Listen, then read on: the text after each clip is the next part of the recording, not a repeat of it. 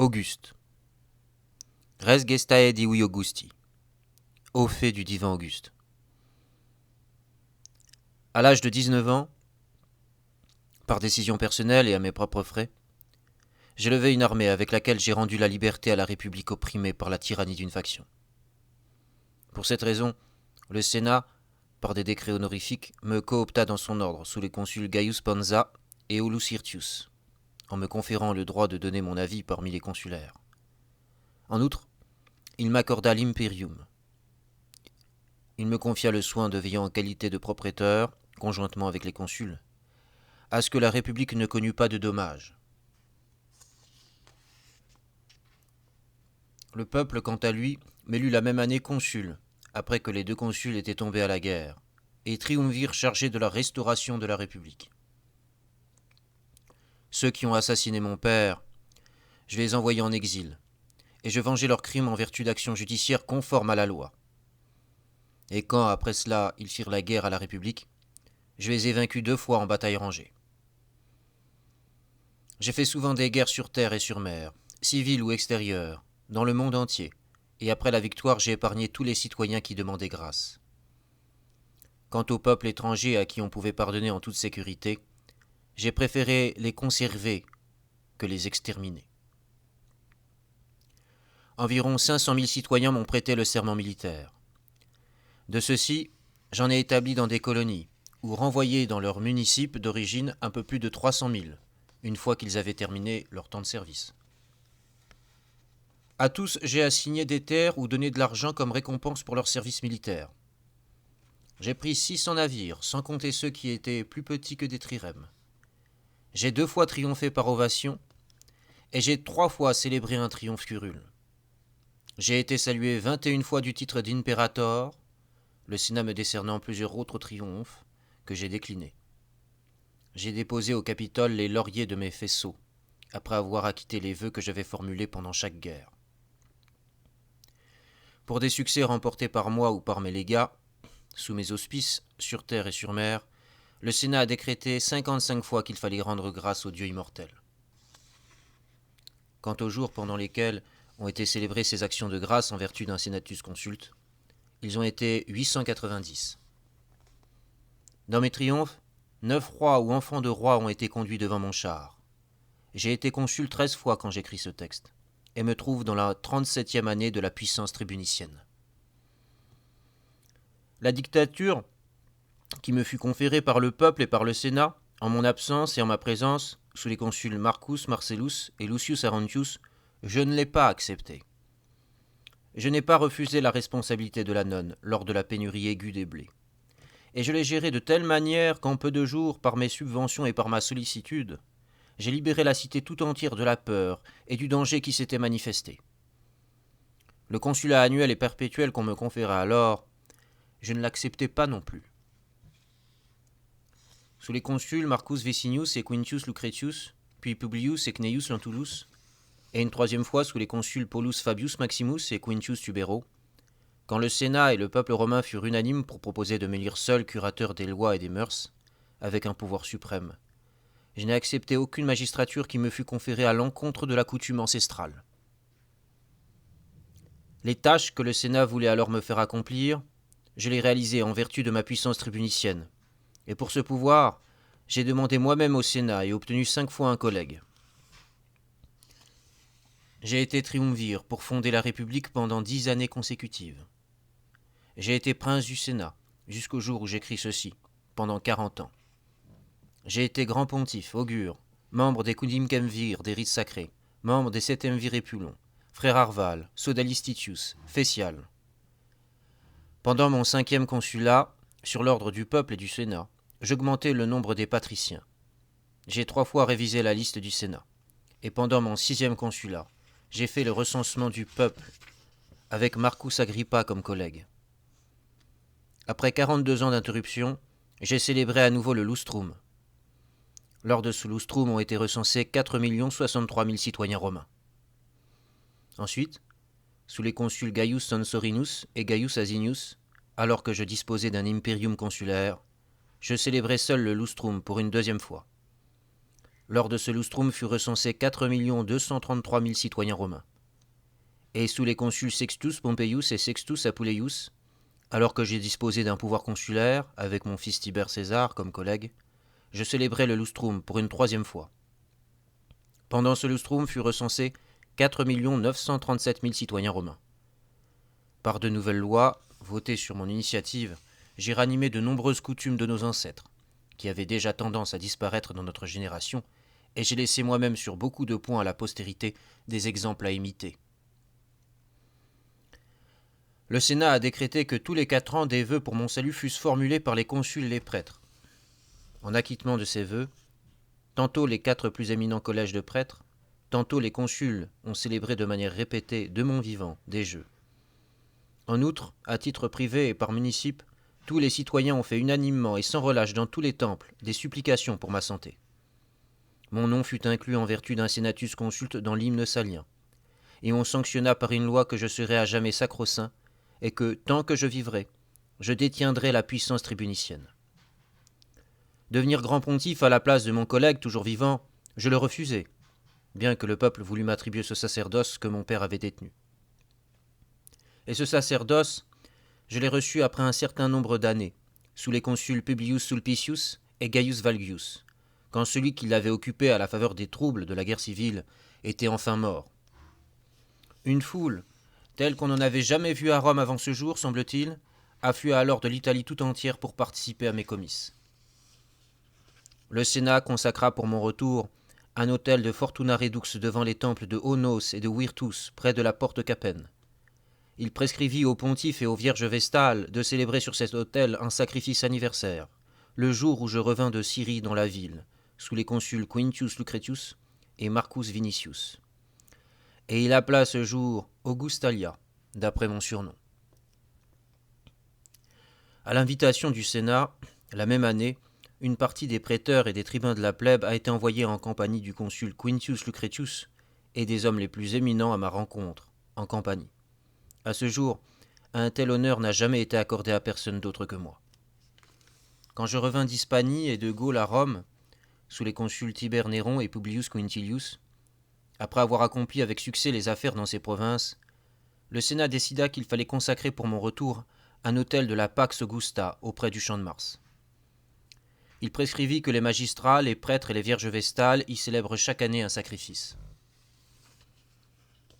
Le temple de Janus Quirinus, dont nos ancêtres ont voulu qu'il fût fermé, quand la paix était acquise par des victoires dans tout l'empire du peuple romain, sur terre et sur mer, ce qui, avant que je naquisse, n'était arrivé d'après la tradition que 2 fois en tout depuis la fondation de la ville, le Sénat a décidé 3 fois sous mon principat de le fermer.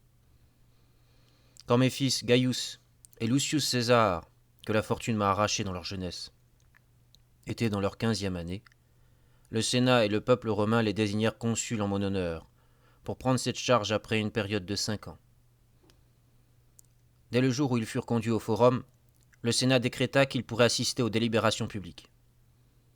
Par ailleurs, l'ensemble des chevaliers romains les salua, l'un et l'autre, du titre de prince de la jeunesse, et leur attribua des boucliers et des lances d'argent. À la plèbe romaine, j'ai payé 300 sesterces par tête en exécution du testament de mon père. Et en mon nom, je lui donnai dans mon 5e consulat 400 sesterces provenant du butin de guerre. Une 2e fois, pendant mon 10e consulat, j'ai compté de mon patrimoine 400 sesterces par homme en guise de congière, et dans mon 11e consulat, j'ai distribué 12 fois du blé acheté à titre privé. Et pendant ma 12e puissance tribunicienne, j'ai pour la 3e fois donné 400 sesterces par tête. Ces congières n'ont jamais touché moins de 250 000 personnes. Au cours de ma 18e puissance tribunicienne, quand j'étais consul pour la 12e fois, j'ai donné 60 deniers par tête à 320 000 hommes de la plèbe urbaine. Et pendant mon 5e consulat, parmi mes soldats, j'accordai aux colons 1000 sesterces par tête pris sur le butin. Ce congière triomphal, environ 120 000 hommes le reçurent dans les colonies. Quand je fus consul pour la 13e fois, j'ai donné 60 deniers aux citoyens qui recevaient alors les distributions de blé public. Ceci dépassait un peu les 200 000. L'argent pour les terres que j'assignais aux soldats pendant mon 4e consulat, puis sous les consuls Marcus Crassus et Cneius Lentulus Augur, je le donnais aux municipes, La somme que j'ai payée pour les terres en Italie était d'environ 600 millions de sesterces, et d'environ 260 millions de sesterces pour les terres situées dans les provinces. Jusqu'à nos jours, je suis le premier parmi tous ceux qui ont fondé des colonies militaires en Italie ou dans les provinces à avoir fait cela. Et plus tard, sous les consuls Tibère Néron et Cneius Pison, Gaius Antistius et Decimius Laelius, Gaius Calvisius et Lucius Pacienus, Lucius Lentulus et Marcus Messella, ainsi que Lucius Caninus et Quintius Fabricius, j'ai payé des primes en numéraire aux soldats que j'ai installés dans leur municipe après l'achèvement de leur service. Et pour cela, j'ai versé environ 400 millions de sesterces. 4 fois, j'ai secouru avec mes propres moyens le trésor public, en transférant à ceux qui présidaient le trésor 150 millions de sesterces.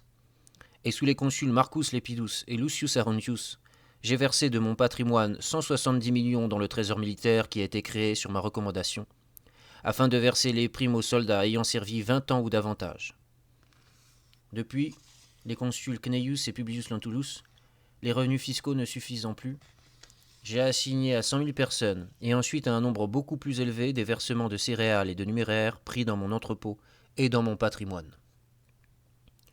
J'ai construit la Curie et le Calcidium attenant, le temple d'Apollon sur le Palatin avec ses portiques, le temple du divin Jules, le Lupercal, le portique proche du cirque Flaminius, que j'ai laissé porter le nom Porticus Octavia, du nom de celui qui avait construit au même endroit le portique précédent. La tribune au grand cirque, les temples de Jupiter Ferritius et de Jupiter Tonnant au Capitole, le temple de Quirinus, le temple de Minerve, de Junon Reine et de Jupiter Libertas sur l'Aventin, le sanctuaire d'Élare dans la partie supérieure de la voie sacrée, le temple des Pénates sur la Velia, le temple de Juventas, le temple de la Grande Mère sur le Palatin. Je restaurai le Capitole et le théâtre de Pompée, les 2 ouvrages à grands frais sans y inscrire mon nom. J'ai réparé les aqueducs qui étaient délabrés en plusieurs endroits en raison de leur âge. J'ai doublé la capacité de l'Aqua Marcia en décrivant une nouvelle source dans son conduit.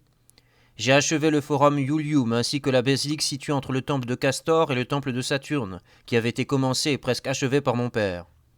Et quand cette basilique eut été détruite par un incendie, j'en entrepris, en agrandissant sa surface, la reconstruction sous le nom de mes fils, en ordonnant que, si je ne pouvais l'achever de mon vivant, elle le fut par mes héritiers.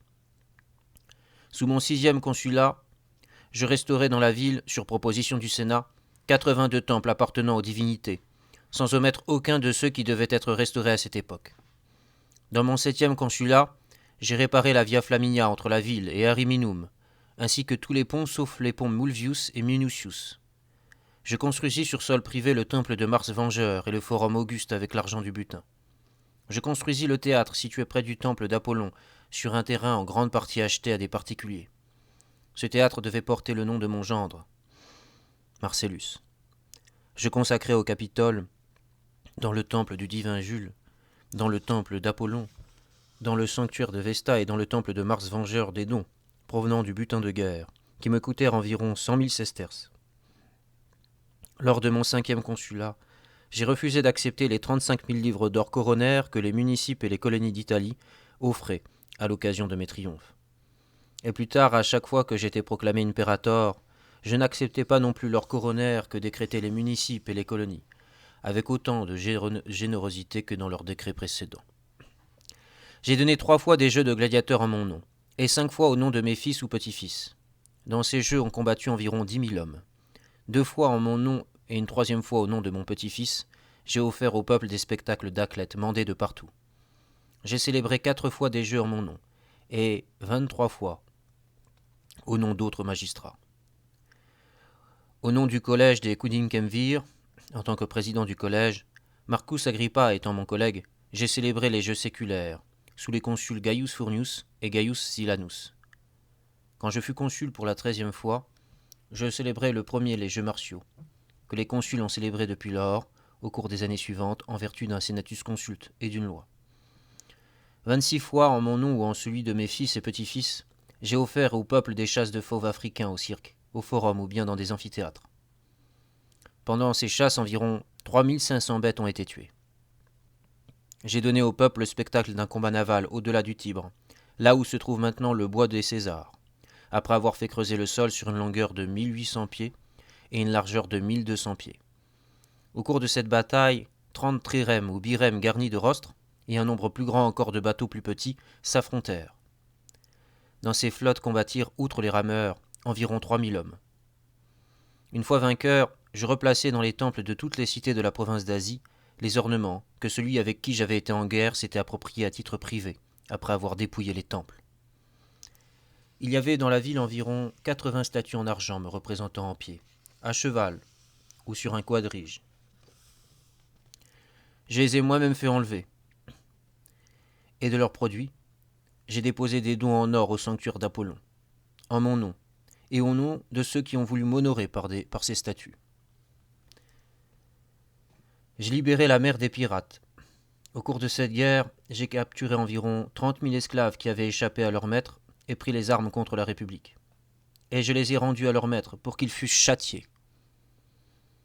De son plein gré, l'Italie tout entière m'a prêté serment d'allégeance et m'a réclamé comme chef pour la guerre dans laquelle j'ai remporté la victoire d'Actium. Les provinces des Gaules, des Hispanies, de l'Afrique, de la Sicile et de la Sardaigne prêtèrent serment dans les mêmes termes. Ont alors servi sous mes enseignes plus de 700 sénateurs, et 83 d'entre eux avaient déjà été ou sont ensuite devenus consuls, jusqu'au jour où j'écris ceci. 170 environ sont devenus prêtres. J'ai agrandi les frontières de toutes les provinces du peuple romain, dont étaient voisines des nations qui n'obéissaient pas à notre pouvoir. J'ai pacifié les provinces des Gaules et des Hispanies, ainsi que la Germanie, tout le territoire que délimite l'océan entre Gadès et l'embouchure de l'Elbe. J'ai pacifié les Alpes, de la région qui est proche de la mer Adriatique jusqu'à la mer Tyrrhénienne, sans jamais faire la guerre de manière injuste à un peuple. Ma flotte a navigué sur l'océan de l'embouchure du Rhin vers des régions orientales, jusqu'au pays des Cimbres, où aucun Romain n'était jamais parvenu jusqu'à cette date, ni par terre, ni par mer. Les Cimbres, les Carides et les Semnons, ainsi que d'autres peuples germains de cette région, ont demandé par des ambassadeurs mon amitié, et celle du peuple romain. Sous mon commandement et mes auspices, 2 armées ont été conduites à peu près en même temps en Éthiopie, et dont l'Arabie, qu'on appelle heureuse. Dans les 2 nations, de grandes masses d'ennemis ont été détruites en bataille, et plusieurs places fortes ont été prises. En Éthiopie, on est parvenu jusqu'à la ville de Nabata, dont Méroé est proche. En Arabie, l'armée avança jusqu'à la ville de Mariba, au pays des Sabéens. J'ai ajouté l'Égypte à l'empire du peuple romain, alors que j'aurais pu faire de la Grande Arménie une province après l'assassinat du roi Artaxès. J'ai préféré, d'après l'exemple de nos ancêtres, transmettre ce royaume par l'intermédiaire de Tibère Néron, qui était alors mon beau-fils, à Tigrane II, fils du roi Artavaste et petit-fils du roi Tigrane Ier. Et cette même nation, quand elle se fut ensuite séparée de nous, quand elle se fut révoltée et qu'elle lui a été soumise par mon fils Gaius, j'en remis le gouvernement au roi Ariobarzane, fils du roi des Mèdes, Artabaz, et après sa mort à Artavad, son fils. Lorsque ce dernier eut été assassiné, j'envoyai dans ce royaume Tigrane IV, qui était issu de la famille royale arménienne.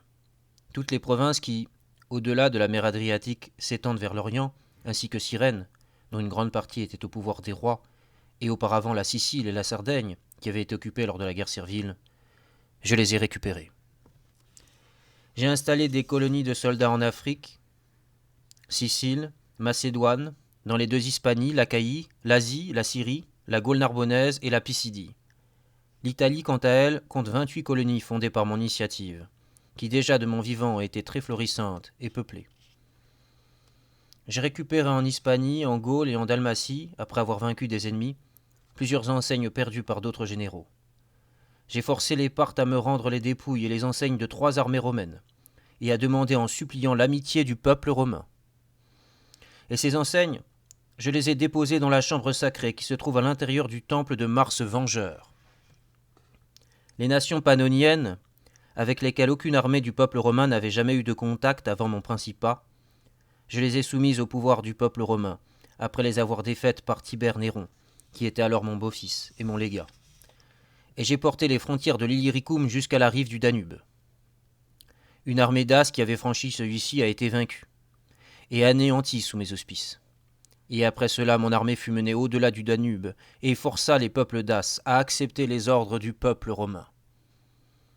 Vers moi ont été souvent envoyées des ambassades des rois de l'Inde, que l'on n'avait jamais vus avant ce temps. auprès d'aucun chef romain. Les Bastarnes, les Scythes et les rois des Sarmates qui habitent de part et d'autre du Tanaïs, le roi des Albaniens ainsi que ceux des Ibères et des Mèdes ont demandé notre amitié par des ambassadeurs. Vers moi se sont réfugiés en suppliant les rois des Parthes, Tiridade et plus tard Phraates V, fils du roi Phraates IV, Artavade, le roi des Mèdes, Artaxarès, le roi des Adiabènes, Dumno-Bélanus et Tincomarus, roi des Bretons, Maëlo, roi des Sucambres, Rus, roi des Marcomansuèves. C'est auprès de moi que le roi des Parthes, Phraates IV, fils d'Orodès, a envoyé ses fils et ses petits-fils en Italie, sans avoir été vaincu dans une guerre, mais pour demander notre amitié, en offrant en gage ses enfants. Et beaucoup d'autres nations avec lesquelles n'existait auparavant aucune relation diplomatique ou d'amitié avec le peuple romain, ont pu faire sous mon principal l'expérience de la bonne foi du peuple romain. C'est de moi que les nations des Parthes et des Mèdes reçurent les rois qu'ils m'avaient demandés par des ambassadeurs qui étaient des grands seigneurs de ces peuples. Les Parthes, Vonones, fils du roi Phraates IV, petit-fils du roi Rhodès, les Mèdes, Ariobarzade, fils du roi Artavade, petit-fils du roi Ariobarzane. Pendant mon 6e et mon 7e consulat, après avoir éteint les guerres civiles, étant en possession du pouvoir absolu avec le consentement universel, je transférai la République de mon pouvoir dans la libre disposition du Sénat et du peuple romain. Pour ce mérite, je fus appelé Auguste par Senatus Consulte. Les montants de la porte de ma maison furent revêtus, sur ordre public, de laurier. Une couronne civique fut fixée au-dessus de la porte de ma maison, et dans la curie fut accroché un bouclier d'or, que le Sénat et le peuple romain m'offraient, en raison de ma vaillance, de ma clémence, de ma justice et de ma piété, ainsi que l'inscription figurant sur le bouclier l'atteste. Depuis ce temps, je l'emportais sur tous en autorité, mais je n'avais pas plus de pouvoir que tous ceux qui ont été mes collègues dans toutes les magistratures. Lorsque je gérais mon 13e consulat, le Sénat et l'ordre équestre ainsi que le peuple romain tout entier m'ont donné le titre de père de la patrie, et ont décidé que ce titre serait gravé dans le vestibule de ma maison, dans la curie, et au forum Auguste, sous le quadrige qui m'y a été élevé, en vertu d'un Senatus Consulte. J'ai 76 ans, au moment où je rédige ce texte.